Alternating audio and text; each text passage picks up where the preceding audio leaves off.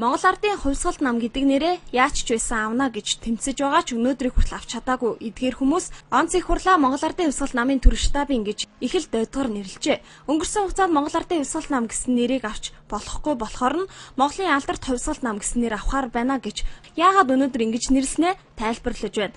Дээд шүүхээс Монгол Ардын хувьсгалт нам гэдэг нэрийг авах боломж байгаа. Онц их хурлаа хийгээд нэрээ авах учраас ингэж нэрлсэн. Хууль зөрчсөн зүйл байхгүй гэж байна. Хоёр дахь нэрийн вариантыг бол би хэрэглэх боломж одоо гарахгүй болов. Яагаад гэвэл Монгол Ардын хувьсгалт намаа бид нар батлуулчихна гэсэн итгэлтэй байна. Өнөөдөр тэгтээ махан гэдэг онц сурал гэж юм тийм ээ. Энд чи яг аливаараа явж байна. Энэ Монгол Ардын хувьсгалт нам гэдэг явж байгаа. Тэгэхээр албан бус намын одоо их хурл болчихгүй. Угаа бид албан ёсны одоо хуулийн этгээд болж чадаагүй байгаас учраас намын гишүүнээрээ үзэл бодолдоо үнэн чигээр байна.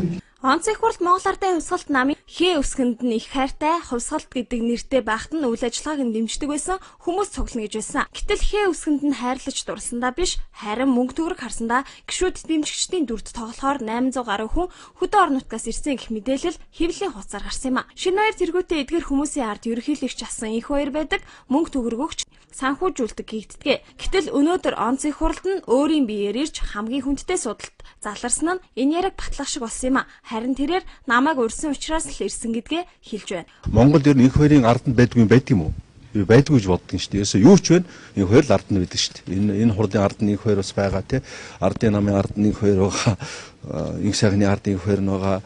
Арчсан намын ард их хоёр байгаа. Ер нь би тийм учраас одоо тиймэрхүү юмд хариулсаар байгаад үнэн утгагүй болсон учраас одоо ийм асуултыг тавхан өөртөө битгий гэж одоо яг үнэхээр тийм сангуужсан баримтууд гаргаад ирлээ. Тэгэл банштай гэж хэлчихлээ. Мөнгө төгрөг өгөөгүй итгэл үнэмшлэр ирсэн гэх төлөөлөгчдийн дунд оюутан залуус цөөнг хувийг эзэлж байсан юм а. Оюутны амралт эхэлж гисэн хөдөө орон нутгатаа очисон энэ цагт энэ хурлыг сонирхоод сууж байна гэх залуус их л итгэл үнэмшил муутай сууж байгаа харагдсан.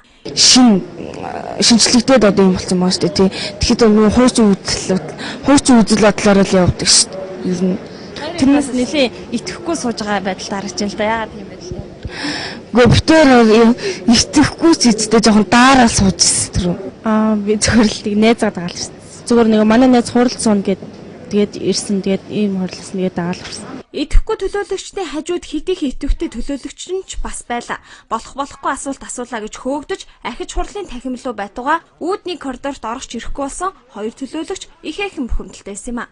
Энд шудраг бүх юм байгаа юм байна гэд баталгаа өгөөд анкетаа бүгд өргөдлөө өчөөд тэгээ албан ёсоор мандат аваад би энд шудраг бүгний төлөө бол ирнэ гэж бодсон шүү дээ. Тэгсэн чинь өнөөдөр эдгээр яаж байгаа? Би эндээс яг үнийг хэлэхэд яагаад хөөгдөх гэсэн. Би тийм хөөгдөхөр асуудал тавиагүй гэж бодож байна. Ардын намын бохирлын гишүүд энд байна тий. Та энэ асуудлыг тодорхой болгосон юм уу гэж их сэргийлэгч асуусан. Би өөрөө ярьсан юмс нэг онц их хурлаас хөөгж гарах хэмжээний юм яриаггүй гэж ойлгож байгаа.